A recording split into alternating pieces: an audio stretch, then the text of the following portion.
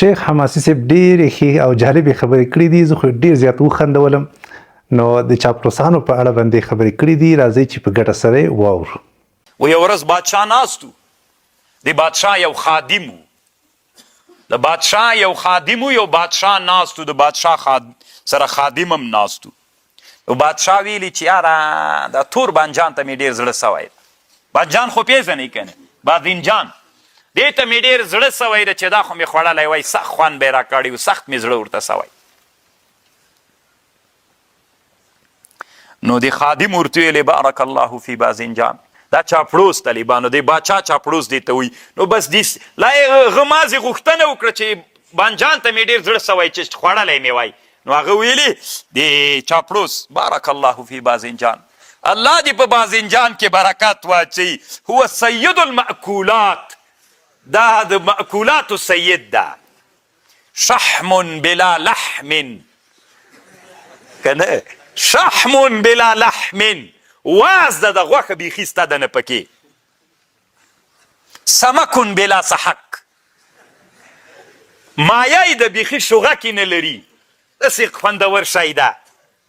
یؤکل مقلیا، خوړل کیږي، کباب کړل سوی سکروټو باندې چې واچې کباب داسې خوړل کیږي. ویؤکل مشویا، او داسې خوړل کیږي چې غوړی کې واچې کباب کې هسې خوړل کیږي، او داسې خوړل کیږي. او هسې خو صفتونه یې شروع کړل چې په هغه کې په دا څو مستو سره هم خوړل کیږي، له کرتو سره هم خوړل کیږي، له وریځو باندې هم اچول کیږي. هومره صفتونه یې وکړل د تور بانجان که نه. شحم بلا لحم، سمک بلا حسک. د بادشاه مجلس کې ناسته، ویلي چې بله ورځ مې ولا خوړلی و، لږ یې داسې په خېټه را باندې درد کړی و، ښه را باندې ونه لګېده، په خېټه مې لږ درد راوځ. خادم دا هغه شروع سو طالبانو دا چاپلوس، لعنت الله علی بازنجان فانه ثقیل غلیظ. درون شی ده او غلظت پکې ده. نفاخون د سړي خېټه پړسوي، چې ویې خورې خېټه د سړي پړسوي. فقال السلطان ویحک، هلاک سې. باچا ورته ویلې هلاک سې. لږ مخکې خو دې ویلې چې دومره صفتونه دې وکړه چې بارک الله فی بازنجان، اوس وایي لعنت الله علی بازنجان. نو ده ورته ویلې انا خادم للسلطان یا مولایا، زه خو د بادشاه خادم یم ای مولا، لا خادم للبازنجان. باچا چې څه ویلې زه هم هغسې وایمه. ایمان له بازنجان سره څه کار ده؟ که باچا ویلې ښه مزه کوي، زه هم ویم چې ښه شی ده. که باچا ویلې چې بد شی ده، زه هم ویم چې شی ده.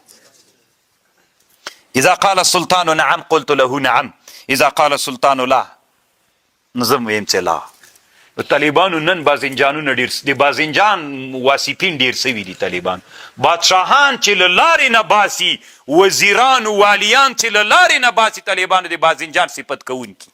طالبانو چې باچا څه ویلي چې دا چې باچا ویلي چې دې کې خیر نه ده د اسلامي امت، نر غوندې ورته ووایه. چې وزیر ویلی یوه خبر، نر غوندې ورته ووایه چې بادشاه صاحب، وزیر صاحب، والي صاحب، دې کې د مسلمانانو خیر نه ده، داسې ورته وایه. او هغه چې ویلي چې بازنجان، هغه بس دی بازنجان شحم بلا لحم، سمک بلا سحک.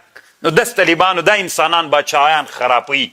دا چې خراب کړل طالبانو بادشاهان، چې کرا کرا به څوک تر جوړ شي، خدایان تر نه جوړ شي که نه. هېڅ څوک چې د باچا خبره رد نه کي. انسان طالبانو ابن خلدون و یو طبیعت نه لري.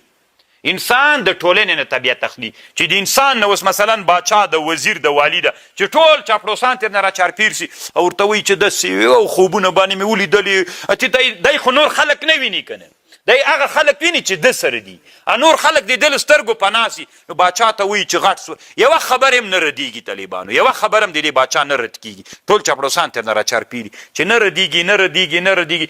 د تی طالبانو د باچا طبیعت داسې وګرځي. ګور ابن خلدون وایي انسان طبیعت د چا نه اخلي؟ چې چېرته اوسې، چې یوه خبر دې څوک یو کال رد نه کي، تی بله ورځ ته چې یو څوک درته راسي که نه، د تا هغه ډېر مخلص مجاهد چې ټول عمر یې د تا تر قیادت لاندې جهاد کړی، چې هغه تا ته راسي بله ورځ ته که نه، درته وایي چې پاچا صاحب دا خبر دې ناروا ده. د طبیعت څنګه جوړ سوی دی د باچا؟ چې د خبر څوک نه ردوي که نه. او چې رد یې کي بده پې لګېږي. نو چې دلته دا مخلص مجاهد ورته ویلی چې دا خبر صحیح نه ده، دا هم لکه چې د کوپر سره ملا تړلې ده، باغي شوی غوندې ده. چې طالبانو ټاپو خبره شروع سي طالبانو کار خراب سي. کار دې ته خراب سي چې سب د دې وجه نه بیا ټوټه کېږي.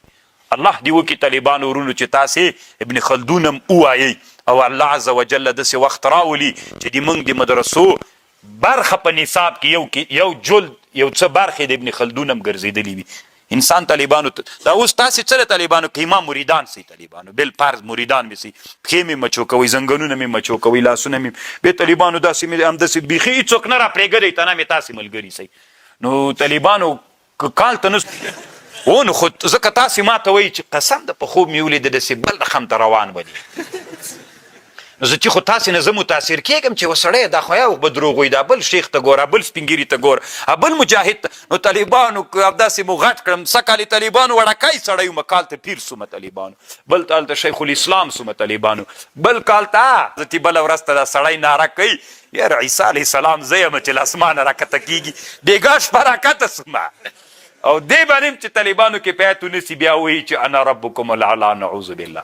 دا د انسانانو له لاسه کېږي. تاسې طالبانو د احمد رضا خان څه نومېږي دا قادیانی لعین چې تاسې وګورئ طالبانو مریدانو خدایي ته رسولی د پیغمبر کړی ده. دعوه یې وکړه که نه چې زه پیغمبر یم. اوس په پاکستان او هند کې 2 میلیونه دي که 15 میلیونه د دې اخیسته ده امتیان ایسته طالبان.